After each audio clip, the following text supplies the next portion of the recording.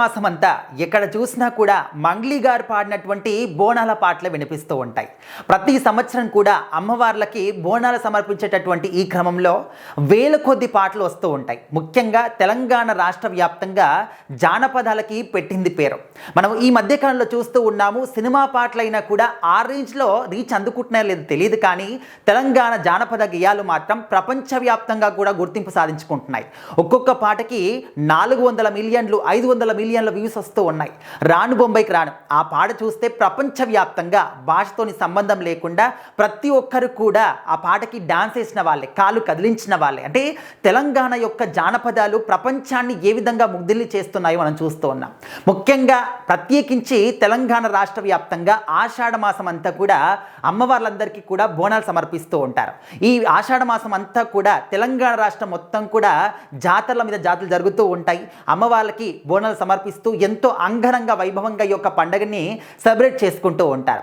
అయితే ఈ యొక్క బోనాల సందర్భంగా చాలా రకాల పాటలు వస్తూ ఉంటాయి. ముఖ్యంగా జానపద గేయాల్లో ప్రతి ఒక్క అమ్మవారికి కూడా వేల కొద్ది పాటలు, వేల మంది గొప్పగా ఈ యొక్క పాటలను తీస్తూ ఉన్నారనమాట. కానీ కొన్ని పాటలు ఏంటంటే ఎప్పటికి కూడా ఉండిపోతాయి. ఏ సంవత్సరం అయినప్పటికీ కూడా, కొత్త సంవత్సరం ఎన్ని కొత్త పాటలు వచ్చినప్పటికీ కూడా ఆ పాత పాటలు మాత్రం ఖచ్చితంగా వినిపించాల్సిందే. అందులోనూ మంగ్లీ గారి పాటలు అంటే బోనాల పండుగ ఇంకా ఉండదన్నమాట. మంగ్లీ పాట వస్తేనే బోనాల పండుగ ఉంటుంది అనే రేంజ్లో తన పాటలు ఉంటాయి. అయితే 2024లో రావు తల్లి ఎల్లమ్మ అని చెప్పేసి తను, అదేవిధంగా భిక్ష్మమ్మ గారు ఇద్దరు కూడా కలిసి పాడినటువంటి పాట. ఆ పాట అనేది ఇప్పుడు ప్రజెంట్ 100 మిలియన్ల దగ్గరలో వ్యూస్ దూసుకెళ్తూ ఉంది.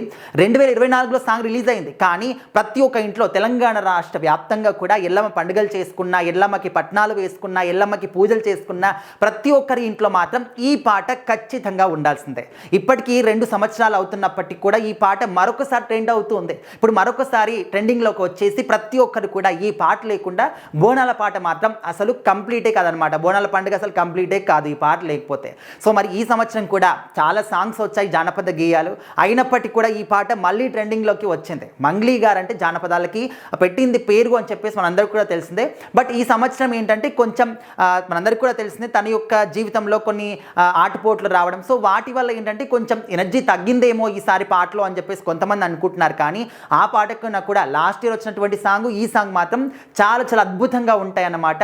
సో మరి తనతో పాటు ఇంకా చాలా మంది కూడా ఫోక్ ఇండస్ట్రీలో, తెలంగాణ జానపదాల్లో చాలా మంది కూడా వాళ్ళ యొక్క గొప్ప టాలెంట్ని చూపించుకుంటూ ఉంటారు. అంటే లిరిసిస్ట్గా కావచ్చు, లేకపోతే సింగర్గా కావచ్చు, లేకపోతే యాక్టర్గా కావచ్చు, కొరియోగ్రఫీ కావచ్చు, ఒక కెమెరామ్యాన్గా కావచ్చు, చాలా మంది ఇప్పుడు ఇండస్ట్రీకి వచ్చి వాళ్ళ యొక్క అంటే వాళ్ళ టాలెంట్ అనేది నిరూపించుకునే వాళ్ళు కూడా చాలా మంది కూడా ఉన్నారు. మనం రీసెంట్గా చూసాం నాగదుర్గ గారు, తను కూడా తెలంగాణ జానపదాల నుంచి వచ్చి ఇప్పుడు తెలుగు సినిమా ఇండస్ట్రీలో కూడా అడుగుపెట్టి మెయిన్ లీడ్గా సినిమా కూడా తీస్తుందన్నమాట.